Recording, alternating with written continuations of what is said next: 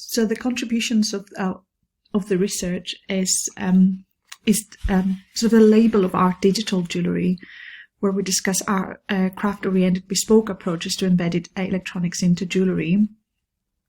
The use of novel method, a novel use of the Delphi approach to facilitate discourse amongst an artist, small group of artists, so articulating and critique their experimental practices. And from that discussion, we identify themes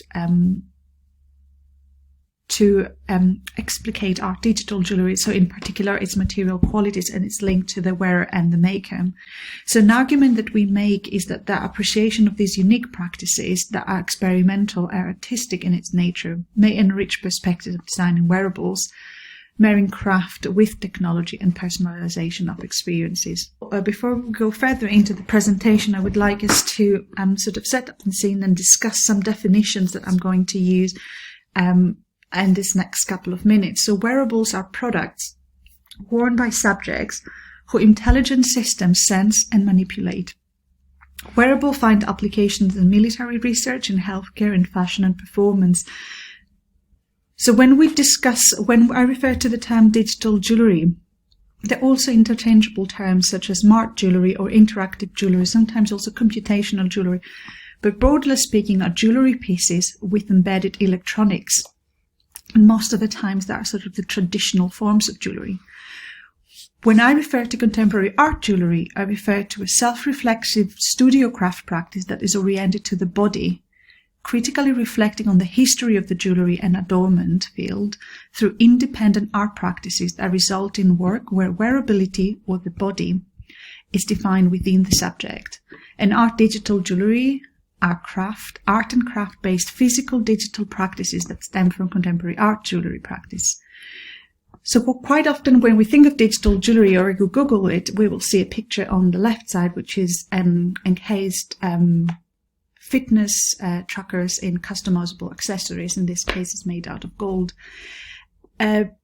But jewellery, if we take a step and we think about what jewellery is as objects, are objects imbued with meaning, with personal meaning. So we carry these things around us. They are gifts from loved ones, the relics of our family past, soon to be passed on to the generation.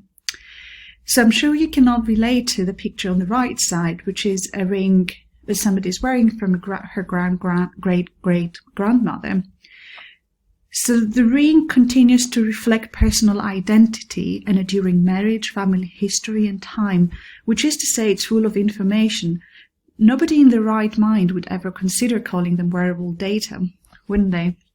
Yet words seem to apply to this more the trend in this current generation of wearable technology and digital jewellery. Definitely more than ever, the information that jewellery carries have been as explicit as before. We do sense our body, we do connect with people in new ways through the medium of digital technology. But I want us to think that main function, and take it as a given, that the main function of jewellery is that it connects with people who have lived before us and living with us, and something that is very personal to us. So that emotional and the personal value opens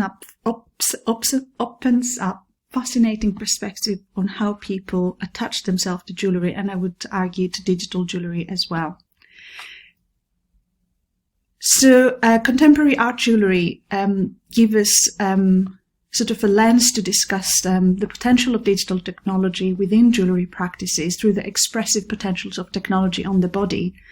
So on the left side, you can see the digital, two examples of contemporary art jewellery practice, and on the right side, examples of digital jewellery practice that are very expressive, expressive use of technology. I'm concerned about the time. I'm just going to talk to you about Light Projections by Susan Heron from 1979, where the artist explored the sensation of wearing light on her body. So in a series of pictures, she captured itself wearing the projected lines, so it became part of the jewellery piece. So the unique necklace on the right side from a collection of artists on Pan Generator consists of sort of a pickup, a projector connecting to a a cable mounted on the wearer's chest. So this projector is controlled via an iPhone app, and it projects light patterns on the wearer's neck. So if we use art jewellery as a lens, then we can start thinking of more experimental ways of interacting with technology, more sensorial ways, more personal and emotional ways, and critical perspectives of technology. So to summarize, digital jewellery within art jewellery explores expressive and personal ways that people adorn themselves and relate to each other through the digital. So the narratives of the form, the qualities of the interaction, and the functionality are considered carefully by the maker. So having that in mind, we began this iterative dialogue with 6 experts in the field. This was structured in 3 rounds, and each round had one question that was sent to all the participants via an email. So when I was receiving the answers to the first question, I just collated their responses, and then I would send it back with a summary of the themes that are starting emerging, and alongside to the next question. So just to remind you about the question, so it was, what differentiate wearable technology or a device from a piece of digital jewellery? What are the qualities of the objects I'm going to present you next, and what is that digital technology can do that none of the other technologies can? So these are 4 pieces as part of my PhD, where I was looking at transitions between countries of home. I did autoethnographic work, but also I worked with participants in the study. So Microcosms is one result of that sort of effort to create more personal and emotional, meaningfully emotional interactions for people during that transition. So it is a piece that contains a very personal text and that allows the somebody can access during a flight journey.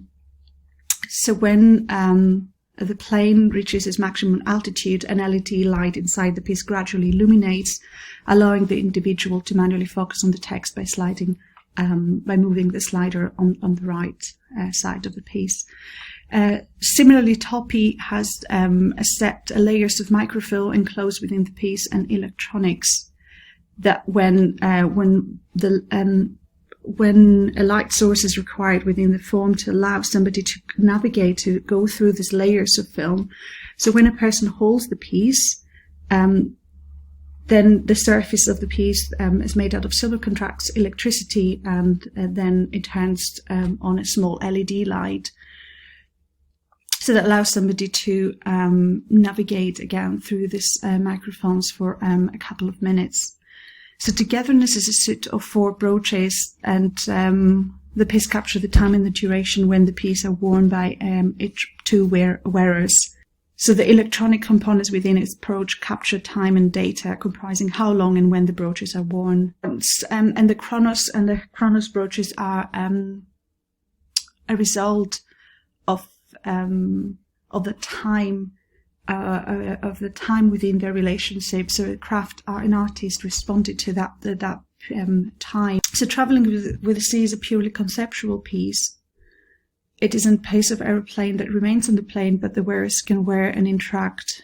It enables the person to connect with stories and people and places from one current location. So as the plane covers vast distances, the brooch allows access as a portal to that specific location where a piece is connected to geolocation data and enables the person to tap into data from that location.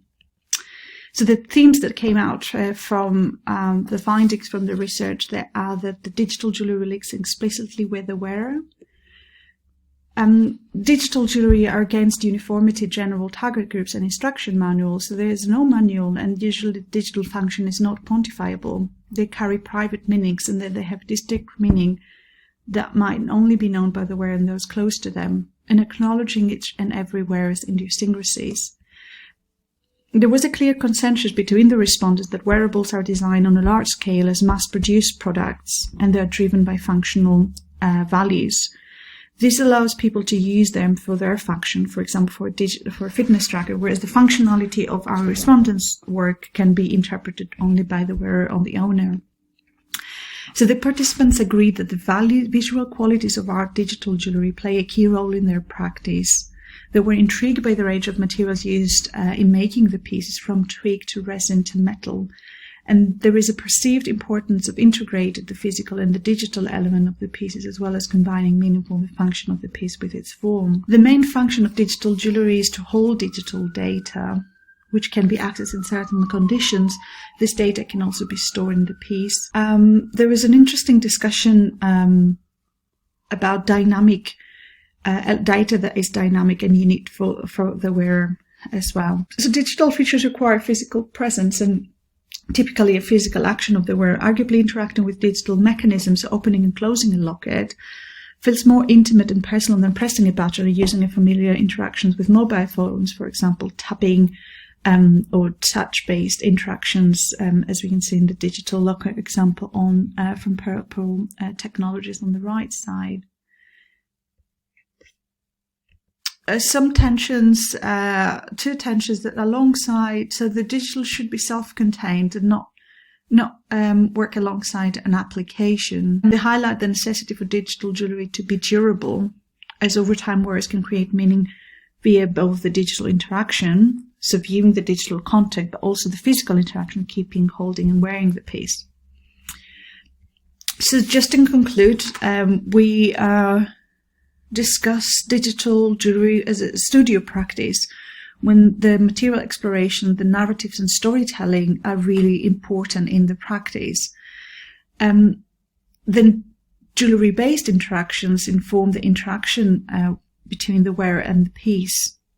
And as we said, the function is something is only known by the wearer and the owner, so it's a very personalized experience. In the paper, we discuss other artist examples to support these findings, and we also bring them sort of focus in the participatory ways of making and the personalized relationship between designers and wearers. So how digital as discipline could grow to incorporate meaningful interactions and conceptual narratives through the medium of digital technology, while allowing room for artistic voice and individual practitioner to emerge, is as a conversation that we'll have in the future in the field. So thank you very much, and I look forward to your questions.